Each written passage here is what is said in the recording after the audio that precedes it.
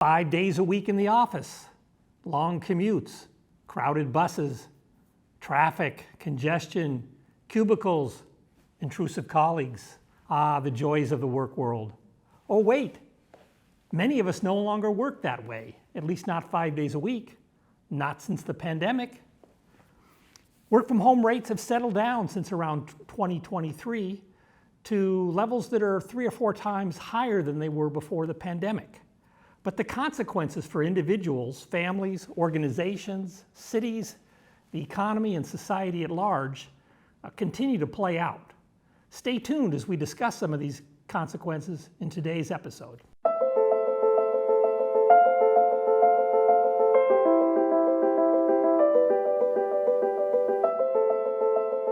Welcome to Economics Applied. I'm Stephen Davis, Senior Fellow at the Hoover Institution and host of the show. Joining me is Nick Bloom. He's a professor of economics at Stanford, a prolific researcher, good friend, my collaborator on countless projects, and all-around good guy. Welcome, Nick. It's great to have you back on the show. Hey, thanks so much for having me on, Steve. So you and I helped organize a recent conference on remote work. It was held right here at the Hoover Institution with generous support from Hoover and from the Stanford Institute for Economic Policy Research. That conference featured 30 new studies on remote work and its consequences. So just a bounty of research in this area. And today we're going to discuss some of the key insights that emerged from a few of those studies. We won't have time to talk about all of them. And we're going to tag team this a bit as to who takes the lead on which paper. So we've got my first topic area is wages, or work from home, amenities, and wages. And one paper that was kind of nice on that, there's a paper titled Wage Penalties for Workplace Amenity by Jacob Sano. And the backdrop to this paper is we now have a lot of evidence that on the preference side of workers, most of them like the opportunity to work from home. You and I have done this, but there's some of this work, but there are many studies. And it's not unusual to find, it's pretty typical, to find that workers say they're willing to give up 7 to 8% of pay if they can work from home some of the time. Not all the time, that's not the preference for most people, but some of the time. And business executives also tell us in the Atlanta Fed Survey of Business Uncertainty that they use work from home as a way to keep down the growth of labor costs. So that's the backdrop. But of course, that's not the equilibrium outcome in the labor market.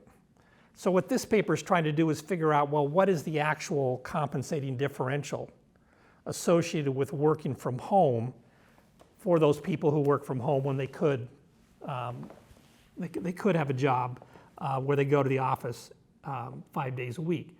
And the challenge here is, the statistical challenge is a pretty basic one, but we should state what it is. The people who have the most opportunities to work from home tend to be highly skilled in high pay occupations and jobs. So if you just looked across people in the data, you'll find that, and we verified this, people who work from home a lot get paid more. And that's inconsistent with the idea that you have to give something up if you get to work from home.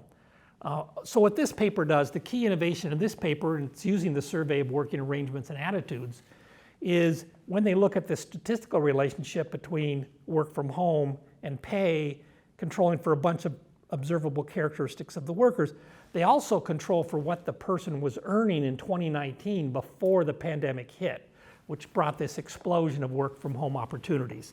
And the bottom line in that paper is they find that a given individual gives up about 2 or 3% of their pay for the opportunity to work from home most of the time, as compared to going to the office 5 days a week. That's kind of interesting. It's consistent with this idea that employers can save on labor costs if they let people work from home. It also suggests that workers are still getting a lot of the benefits, the net benefits of work from home. Yes, they get 2 or 3% less pay, but they get, there's that extra piece between 2 or 3 and 7 or 8. That's just pure benefits to the workers. So I thought that was a pretty interesting study. Yeah, I mean, it highlights, in economics, there's this old, I think it's called the Nash bargaining rule, which is a fancy name for saying we're split. So the Nash bargaining rule that, I love it, comes up in all these papers is basically if there's some surplus, we'll split it 50-50. And if you thought that the a lot of the studies show in many jobs work from home, if you're working from home, say 2 days a week, you're as productive as if you're fully in the office. So the productivity effects are zero, and workers are valuing it about the same as you mentioned, 6, 7, 8%. Under that scenario, the Nash bargaining would both the employer and the employee say gets 3-4%. And this paper gets us close to that. It says, look, employees' wages are cut by 2-3%, so they're getting a bit over half the benefit. And so, not surprising, they like work from home, because sure, they have a small pay cut, but they're prepared to pay more than that for it. And employers like work from home because they're paying less for the same productivity. Yes.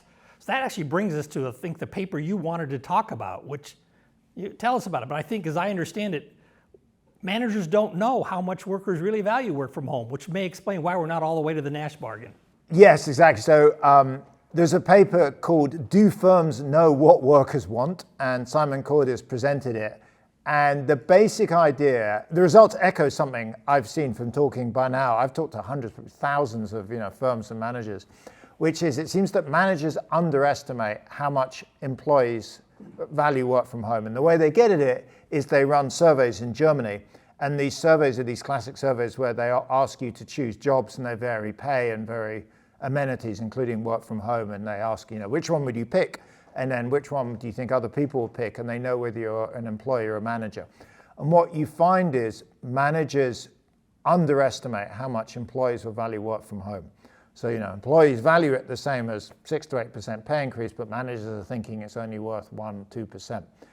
And also, managers themselves don't value it as much just for their own selves. Right. And psychological insight there. Yeah, and I think I've seen this. I've done a couple of randomized control trials out in China, and we saw this again there, that managers weren't as keen on it as employees. They also valued it less in advance, and when they've tried it out, they became more pro it. I think it reflects a couple of things. One is this kind of skepticism in a sense from managerial ranks. I think some of that, much of that has gone away. People have experimented. The bigger picture is managers and CEOs just aren't often the same as us. So I use this. If you think of the very tippity top CEOs, think of Elon Musk. So Elon Musk, the world that Elon Musk lives in, he's driven around in an elite chauffeured vehicle. Probably he's not on a crowded bus? He's not on a crowded bus. He probably has a private plane. He probably has a whole army of childcare. Everything makes him, it's not so painful for him to go into the office and back every day. And so he just, as we all do, self-extrapolates and projects onto others. And so I think it's one of those areas where execs can make mistakes, which is use gut instinct from their own experience to predict what others want. Right. This resonates with anecdotal evidence. I had some of these conversations. You had many more, but I remember thinking back to 2021 and 2022 in the early waves of the RTOs, and I would talk to these senior executives who rolled out an RTO in their firm and were just dumbfounded by the extent of hostile pushback from their employees. Yeah. They were genuinely surprised. So that's just anecdotal evidence, but it's very much consistent with the story in this paper. Yeah, and I think to broaden it out, I suspect the same is true. I mean, they look at it actually, it's not just work from home, it would be things like maternity, paternity leave, job sharing, hours. The so what for economists, it's that there isn't full information and there's systematic biases, and I guess that's kind of goes a bit into behavioral economics. But I have other work where you see that individuals tend to make all these kind of projection fallacies, and it happens over and over again. But it's kind of harder for managers. One thing is collect survey data, another thing is look at the market. What's the market suggesting employees want? It's unlikely that your employees are radically different from the typical ones out there. But yeah, it just suggests that gut instinct, projecting yourself, the typical manager in a large American company is probably in their 50s. More likely than not is male, is probably educated at some elite institution. They're just not representative of the entire workforce. Right. Yeah, so I guess especially in novel situations, projecting from your own, based on your own preferences and views can be dangerous. So that is an important insight for managers and for all of us, really. So let me move on to the second category of papers. We'll talk about a couple here. Work from home and job performance. So I wanted to lead off with a paper titled The Impact of RTO Mandates on Equity Market Analysts. I'll try to get the names right here. It's, Pixin Li, Baolian Wang, and Jai Wei Yu. Authors, forgive me for if I didn't do a very good job on your names. What I liked about this paper, I thought this was one of the more persuasive studies that I've seen that identifies a set of workers and tasks and organizations where working remotely does have real downsides on productivity, and not just in the pandemic setting where we were all of a sudden in an unanticipated manner forced to work remotely. This is what they're doing is they're looking at 35 RTO mandates by these brokerage firms, and the people we're talking about are equity analysts. So they are making forecasts of corporate earnings. And there's a science and an art to doing that. That involves putting together soft information and hard information. And what they found is that these RTOs happened at different times at different firms, but you have overlapping sets of people at different firms, some of whom are working remotely, some of whom are working on site, making forecasts about the same corporate earnings. So you can do very good kind of treatment control comparisons. So this is a very well-designed study. And what they find is that these RTO mandates actually improved forecast accuracy, especially for younger and less experienced analysts, who are probably the ones who are going to benefit the most from consulting with co-workers, and especially when the analyst was under time pressure to develop the forecast. And these effects were not, they were not trivial. And these RTO mandates did, though, lead to higher quit rates, consistent with the idea that, yeah, people would rather work from home. But here's a setting, and I thought, as I said, I thought this is one of the more persuasive studies I've seen, picking a well-defined setting, high-quality data, showing that there really are productivity downsides in some work environments to working remotely. Absolutely. So I'll give you an anecdote in one other study. So the anecdote is, I had quite a long discussion with David Solomon, who is the CEO of Goldman Sachs, about this. And he said, look, the reason they've been pushing to get people back is because of the mentorship model, and it would align. Goldman's probably in this data set, but be the same sense. And in fact, one of the papers that I'll very briefly mention, you've covered it before in this podcast, but The Power of Proximity by Emma Harrington, Natalia Emanuel, and Amanda Palais shows this learning effect. You see that when people are sat next to each other, particularly young, inexperienced people, they learn and they get better. So yes, I think for me, the so what is you don't necessarily need to be in every day. So, I thought the study was great. What is less clear is, are 3 days a week enough? Are 4 days a week or 5 days? At some point on the 5th day, you may actually learn more by having a 5th day to quietly sit at home, reflect, and learn, absorb what you read learned. and absorb. Right. But certainly, I would have thought it's reasonable to go from 0 to 1 is good, 1 to 2 is probably good, 2 to 3, but at some point you cap out. Well, we're going to come back to this question about exactly what's the right mix later on in this episode. I think it'll be maybe the last paper I talk about, but I think the important point is, for many individuals, jobs, organizations, the extremes not the best outcome. Exactly right. And so that I think is a message that I'm taking from integrating over many studies across many types of workers and organizations. So I'll briefly mention another, there's a paper by Alessandro Finizia and Tom Kirchmar, which was called Not Incentivized Yet Efficient Working from Home in the Public Sector. And I'll actually put this in the category of studies on call centers. There's quite a few studies now on working from home in call centers. Why is that? It's because they're very easy to measure. I've visited a lot of call centers and actually effectively managed them when I've been running surveys. And they look at a call center in Manchester that works for the police and takes inbound crime calls. So if you're in Manchester, my sister went to university there, and you have a burglary and you ring up, they're the people that take it. Okay. And they look at their productivity and how many calls they record, and it's a more involved job than simply writing stuff down. They've got to interview the person and get details. They find that working from home is associated with 12% higher productivity. And it's not hours, it's that you're more productive, you process calls faster, quality is the same. Interestingly, kind of amazingly, that's the same kind of 10% roughly, we found it, you'll mention later in other studies I found in China. The basic mechanism of call centers is it's a repeated thing, so you don't need to be in every day, and it's just quieter at home. So it is an activity now that I just see over and over again. It is better done mostly, but perhaps not entirely at home. They also find 4% less sick days. So not surprisingly, there are some people that will keep working if it's at home but not in the office. Right. The most interesting thing, and they find, and I also found in the studies I did in China, were that when you let managers choose who works at home and which days for which task, productivity goes up 20%. And it's very clear that managers know what stuff's best done at home and what stuff's best done in the office. And so exactly as you say, it's not that everything is best at home or everything is best in the office. There's some mix, and giving some choice on the ground tends to improve performance further. Right, and maybe who can work well at home and who can't. That's another thing managers may have exactly right. a sense of. Yeah, so I think the overall message here is that the relationship between work from home and productivity is quite complex. There is no one-size-fits-all approach. There's no simple answer to this question of when it enhances productivity and when it detracts from it. Okay, so that's kind of job performance. Now we had several studies, and I think we're going to talk about 3 of them on kind of work from home and families. I'm going to briefly summarize 2 of them that get at the question of how does the ability of a parent to work from home affect the educational inputs to the child and the educational outcomes for the child. And so 2 papers on that. One is titled Work from Home and the Rug Rat Race, The New Geography of Educational Inequality by Francesco Lenzi. And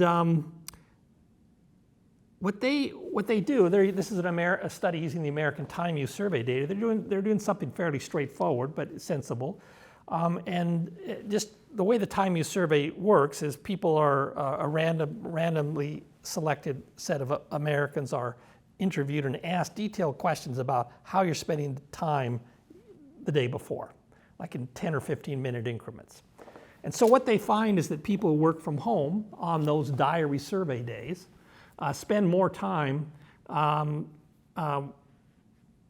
engaging their child and helping their child do educational activities, helping with the homework, that kind of stuff. It's not a big effect. It's only about 16 minutes a week, but there's reasons to think that's an underestimate, because when you survey the people yesterday, some of the people who weren't working from home yesterday were working from home some other day of the week. So I think of this number as an underestimate, but it does suggest that parents are more engaged in helping their children learn when they work from home. The other thing that this study finds is that they're more likely to locate or relocate to a neighborhood with high quality schools when they have the ability to work from home, when the parent can work from home. And that makes a lot of sense, because the ability to work from home gives you more residential location flexibility, and parents, of course, care about the education, the school quality of their kids. So, it's worth noting these results that they find, they hold for both college-educated parents and for parents who aren't college-educated. But of course, the opportunities to work from home are much greater for the college-educated kids. Hence the reference to inequality in the title. I think that's looking at a glass that's 75% full and somehow seeing it as half empty. But the bottom line is that study, and it's a US study, suggests working from home facilitates more parental involvement in their kids' education and more flexibility in school choice. Then there was another paper, a very different setting, very different methods, called When Parents Work from Home. Pascal Achard, Michele Mellet, and Arnaud Chevalier. What they do is they use administrative data for the Netherlands, and they exploit the fact that, and I don't remember the details here, but some of these parents are involved in, their jobs are involved in collective bargaining negotiations that sometimes abruptly alter whether they can work from home, okay? And what they find is that when parents go from not being able to work from home part of the time to working from home part of the time, that the scores of their children on high-stakes educational exams, the kind that determine how you get tracked as you progress through the educational system, increases. So working from home increases by about 1/10 of a standard deviation in the cross-section. So that's it's not an enormous effect, but it's not a trivial effect, and it leads to a 4 percentage point increase in the likelihood that the child qualifies for an academic track rather than a non-academic track. So completely different institutional setting, completely different method. But again, I almost think it's common sense. If you can work from home, you're more likely to take an active role, a more active role in helping your child get educated. That strikes me as a pretty good positive benefit of work from home. No, I totally agree. We've talked before, and we have some work showing work from home increases fertility, and Caitlin Craney presented some of our work at the very conference on this. Yeah. And I think one mechanism is obviously easier to look after kids, and you're seeing this in action.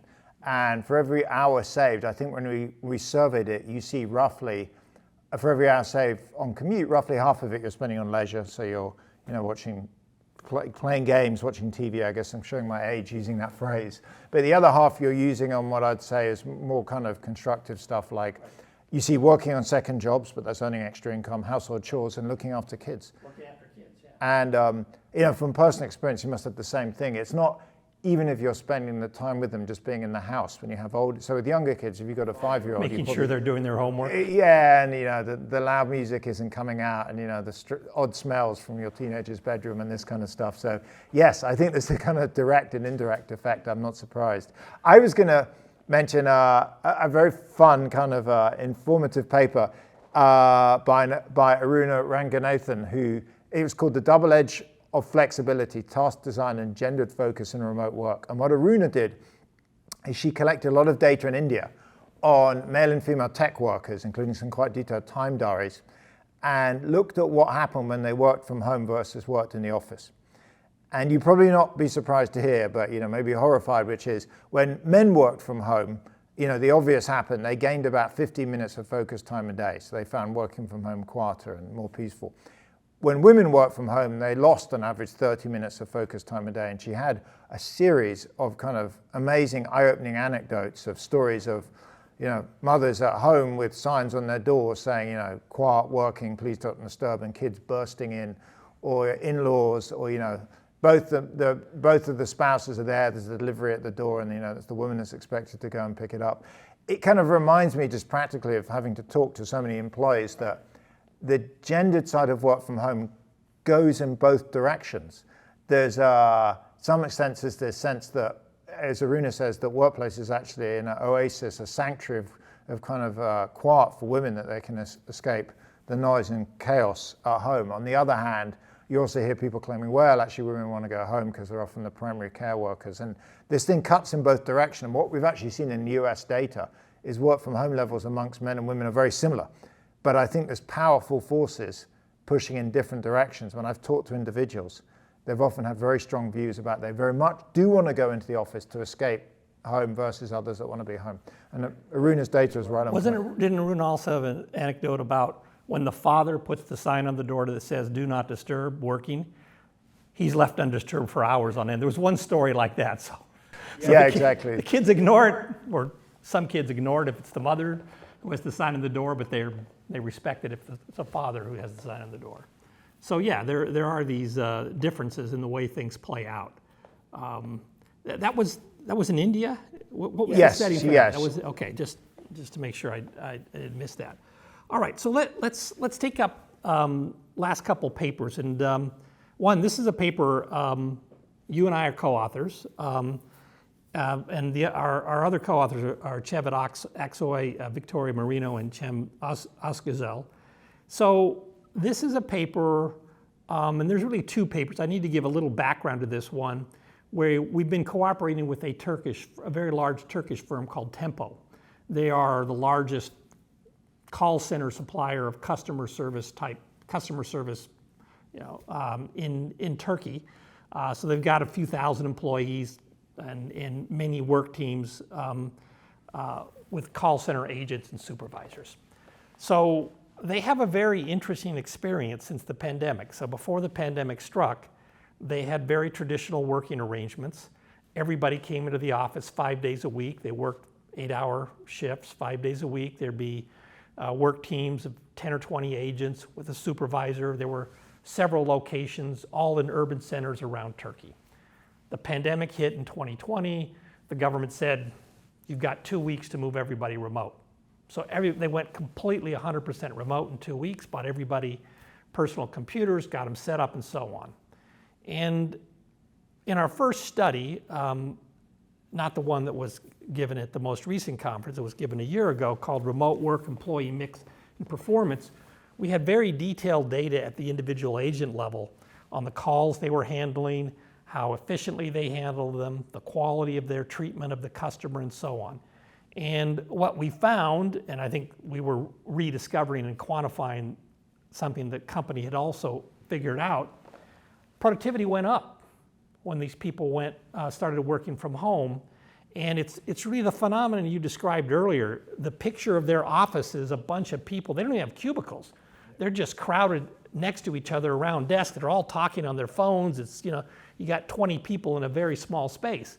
And then when they're working at home, they got their own little room. It's not a magnificent setting by any means, but it's quiet. So productivity went up by 10%. And the company decided not to go back to the old way of doing things. They stuck with the new arrangement. They were forced to experiment, and they found the new arrangement worked better.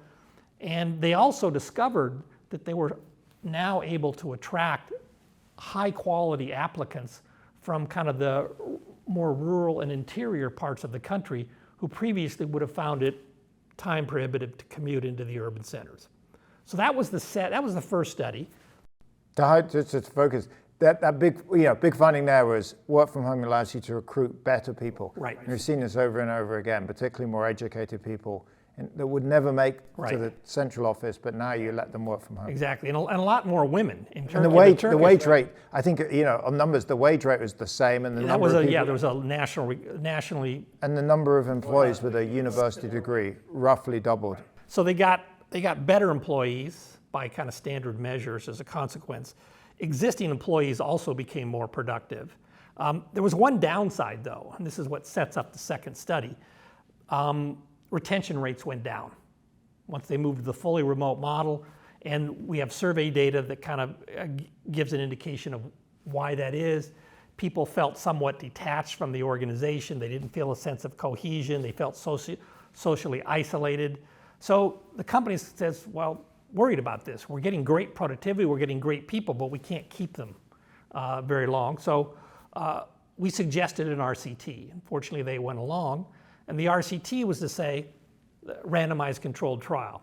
So let's take half of the work teams, agents and supervisors, and let's bring them to a central office one day a month. Let's do that for 9 months, and let's see what happens to productivity, retention, job satisfaction, and so on. And what we found, I'll just summarize it here, and then you can jump in. Productivity rose, again, by about 10%. This happened over several months. Retention rates, 9-month retention rates rose by about 8 percentage points, which is about a 50% reduction in the quit rate. So a big effect there. And in kind of follow-up surveys, the employees express a stronger sense of attachment to the organization, and the vast majority of them would support a continuation of this practice. The last thing, we had enough data to do a cost-benefit analysis from the company's point of view, because the company had to fork out the extra costs associated with people commuting one day a month, I should say. And on that one day, instead of working an 8-hour day, it was more like a 6-hour day plus a lot of long lunches, long breaks, socializing type things. So there were real costs for the company. Nonetheless, the productivity gains and the savings in higher retention rates more than covered the cost, even within the 9-month interval, let alone after the intervention's over. So this is an illustration that, again, the corner solutions are not likely to be the best outcomes in many settings. And if you're going to move to something where many of your employees are remote, most of the time, you have to figure out some other way to engage them and make them feel connected to the organization, have some relationship with their boss and coworkers. So I thought that was quite an interesting set of findings. Yeah, no, I thought it was great. And it matches what you see in the market, which is when you look at firms that are remote first, like Zillow, Airbnb, Dropbox, Upwork, etc., Instacart, they still have employees meet once a month. So they have these events. And often these companies will have, these are big companies, but it's the same for small companies. Once a year or twice a year, we'll have a big event, and everyone comes in. But once a month, local teams will meet somewhere. And these are like one-day meetups, but exactly the same thing. That, in fact, I visited JetBlue in 2010, their call center, and I remember back then they said, we're fully remote because we like to hire, really good people, but they have to come in one day a month. And it was like exactly this 15 years later. So you had I think you had a last study you wanted to mention. Yeah, I'm going to quickly mention two, actually. Two, okay. I'm going to, flex that we have a few more. So I'll mention two because they're very different, but they're both quite fun. So one is Shopping from Home by Stephanie Johnson, Scott Baker, and Jana Abramovich. And what they've done is they have merged in what's called Nielsen Consumer Panel. So Nielsen has incredibly detailed data from it's like 10,000 households a month and what they're buying, where they're spending, how much they're spending, what goods they're buying. And they've collected a number of surveys on work from home. So they basically combined up work from home and shopping habits. And there's three key findings. One is, first two are obvious, the third one is less obvious actually. The first one is, look, work from home changes shopping mode. So not surprisingly, there's much more online shopping. Perhaps not surprisingly, there's much more weekday trips, much less weekend trips. And in fact, I remember talking to Sainsbury in the UK.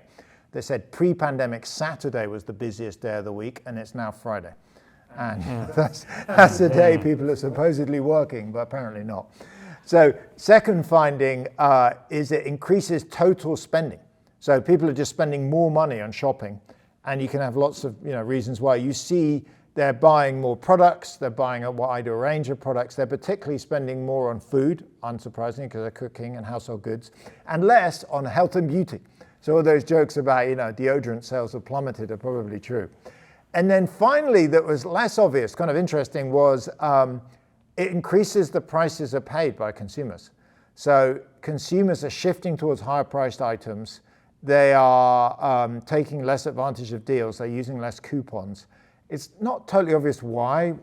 I wanted to pick up on this last finding because it reminded me of something else. You remember when internet sales first became a thing, and there were a set of our colleagues who said, wow, price comparison is going to be easy. Competition is going to really erode margins in retail sales. Yep. It didn't happen.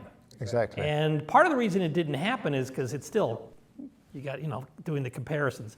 But the other reason is that the online sales actually facilitates a certain form of discrimination across consumer categories. If you're going to have the raspberries on sale in the produce section in the store, then you got to have the sign there and everybody gets the raspberries. If you know the buying patterns and like a lot of people shop, they just set up, they just set up what it is they buy every week, every month online, click a button so they don't have to enter all the stuff. You don't look at unless you're really caught, really trying to get the best bargains. You don't go look and do all the comparison shopping. So I think this online sales actually facilitates a little bit more price discrimination on the retail side than the traditional aspect of in-person retail shopping, which is consistent with what you're finding. It totally is. The most amazing thing about this, yes, that's absolute consistency. You also see even when they shop in the store, they're spending more money. And that's so one story of that is I'm working from home. It's hard to extort, one story is I'm working from home, but I go shopping on a Thursday. I know I've got to be back in an hour for that Zoom call. So I'm fast, I'm rushing through. I'm in work mode, time is money. I'm charging through the store. I actually ignore your raspberries deal because it's going to take too long because they're free float. I see. But the magnitudes are pretty big. The magnitudes are at what the switch to work from home accounts for about 1% higher grocery inflation over the pandemic. 1 percentage point over Yes. over what period? Cumulative from 2019 to 2024. So in fact, grocery inflation, normally it's 2.5%, 3% over that period. I know it's 8-9%. So it's not a huge overall share. It's maybe a 10th or a 20th, but it's material. It's something. So that was one. The other study I was really interested in was right at the beginning of the conference. It was called Remote Work in Consumer Cities by two former Stanford students, in fact, Yichen Xu, who presented, and Franklin Chiam.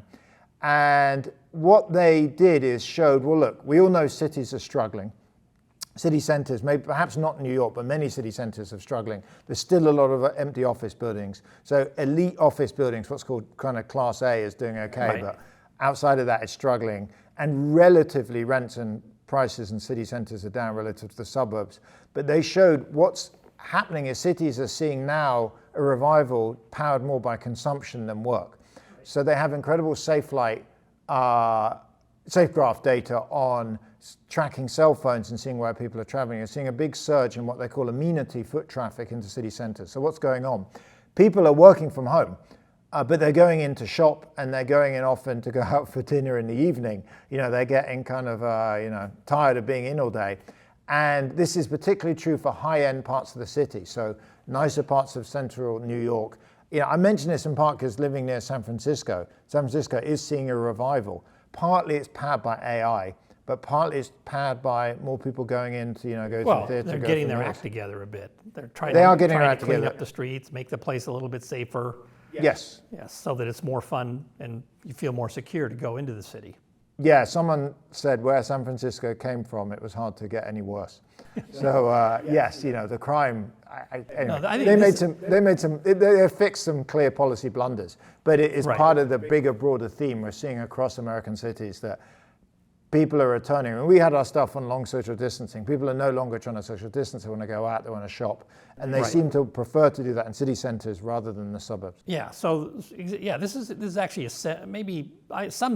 some city managers, some mayors have figured this out, but others I sometimes wonder if they recognize that the way to succeed economically as a city now is much less about bringing good jobs into the city and about making the city a safe, enjoyable, fun place to live and take advantage of urban amenities, entertainment, parks, and so on. And because people have a lot of residential location flexibility, much more now than they did in 2019.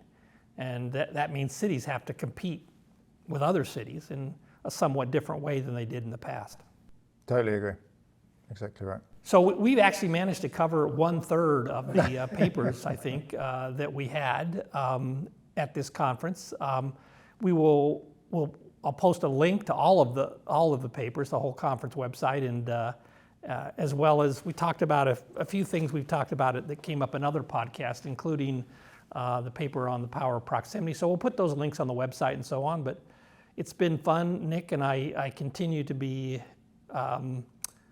impressed by the volume and the variety of interesting work that is coming out on trying to understand what the full set of consequences are from this.